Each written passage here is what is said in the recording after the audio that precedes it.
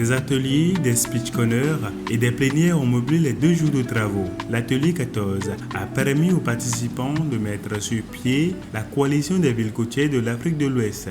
Notre objectif en tant qu'ONG internationale et organisateur de ces sommets, ici à Cotonou, c'est le 6e Climate Change Afrique, c'est justement de rassembler les acteurs pour qu'ils prennent des initiatives ensemble. Et cette alliance des villes côtières d'Afrique de l'Ouest, c'est typiquement le type d'initiatives qui sont permises par le fait qu'on organise des sommets, que des grandes villes comme Cotonou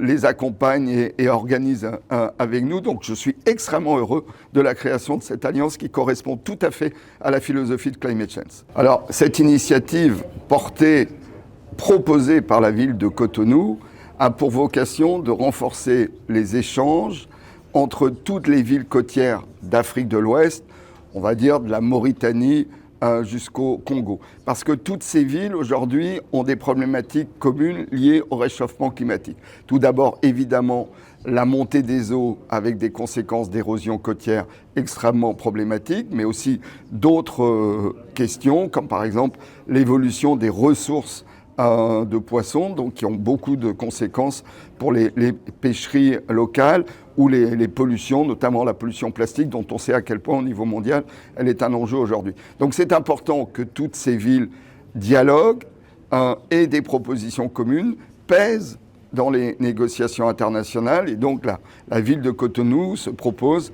avec Monsieur le maire, de prendre la présidence de cette alliance qu'il s'agit maintenant de créer en proposant donc à toutes ces villes de rejoindre ce groupe, cette dynamique. Autour de cette gouvernance qui est actée et posée, c'est un plan d'action, un programme avec des groupes de thématiques de travail pour justement phosphorer ensemble, mutualiser, puisque les communes, les maires sont les premières impactés. Donc ils sont les premiers à voir ce qui se passe dans leur commune. Et l'idée, c'est d'additionner donc les compétences donc des maires justement sur ces thématiques-là pour pouvoir œuvrer ensemble à lutter concrètement et à faire un échange de bonnes pratiques et de partage de bonnes pratiques sur le climat et l'océan. Ok, stop aux énergies fossiles. Le sommet de Cotonou a également été l'occasion de découvrir la caravane africaine de la justice climatique. Alors, c'est quoi la caravane africaine pour la justice climatique pour ceux qui ne le savent pas? C'est un mouvement citoyen, un mouvement panafricain qui regroupe plus de 1500 organisations de la société civile à travers l'Afrique, plus de 35 coalition nationale qui parle de justice climatique et aussi qui rassemble plus de 50 000 jeunes autour de la question de justice climatique en Afrique. Plus de 25 pays d'Afrique organisent chaque année une caravane nationale pour la justice climatique qui est en marche vers la COP de chaque année. Aujourd'hui, vous avez en face de vous une délégation ouest-africaine ou régionale de la caravane venue de plus d'une dizaine de pays d'Afrique de l'Ouest, présents ici à Climate Change pour vous porter les messages de la caravane en faveur de la justice climatique. Que veut la caravane africaine pour la justice climatique?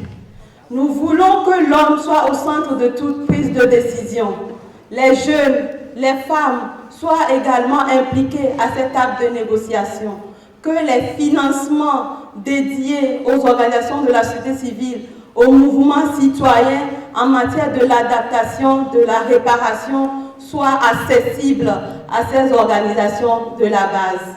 Nous allons inviter tous ceux qui sont officiels à venir sur la scène avec nous parce que nous allons vous transmettre officiellement la déclaration de la caravane africaine pour la justice climatique. Après 2 jours d'intenses travaux, le maire de Cotonou, Luc Setonji Atrokbo, s'est réjoui des décisions et des actions programmées dans le cadre de ce sommet. Je suis particulièrement heureux de la création et de la mise en place officielle de la coalition des villes côtières d'Afrique de l'Ouest. Je tiens à remercier mes pairs, Climate Change, l'IMF et tous les acteurs qui ont porté leur choix sur ma modeste personne pour en assurer la première présidence. La coalition des villes côtières d'Afrique de l'Ouest a pour vocation de devenir un acteur structurant du plaidoyer de l'action pour la résilience. Notre objectif est de mettre en réseau les communes côtières africaines pour le partage de connaissances et de bonnes pratiques et de renforcer la voix des villes africaines dans les instances internationales. Je saisis l'occasion pour réitérer à l'IMF la volonté de la ville de Cotonou de mettre la Maison du Climat à la disposition de l'unité africaine de l'Alliance des villes francophones pour le climat afin de lui servir de secrétaire. Je souhaite que nous puissions retenir que ce sommet de Cotonou est un appel à l'action collective pour faire des dérèglements climatiques une opportunité de développement durable. C'est à Cotonou que nous avons choisi de transformer notre vulnérabilité en opportunité. Le ministre du cadre de vie, également ministre en charge de l'énergie, José Didier Tonato, en clôturant les travaux, a trouvé les mots justes pour résumer l'importance des collectivités territoriales dans la lutte contre les changements climatiques et l'atteinte des objectifs de développement durable. Il a été démontré que si dans chaque unité territoriale, les collectivités décentralisées règlent les problèmes climat, nous avons l'Afrique, en tout cas, à plus de 75% de chances d'atteindre les ODD. Et donc voilà pourquoi nous travaillons à l'émergence d'une gouvernance active à ce niveau-là. J'ai beaucoup entendu de ce sommet-là, ça m'a permis de remonter et d'aller voir Climate Change, ce que c'est. Je crois que c'est nécessaire. Et la leçon pour gagner cette chance, c'est qu'il faut agir. Les villes doivent agir, les gouvernements doivent agir, la société civile doit agir. Et c'est dans cette collaboration d'action que le climat peut devenir une chance. Et c'est ce que nous souhaitons.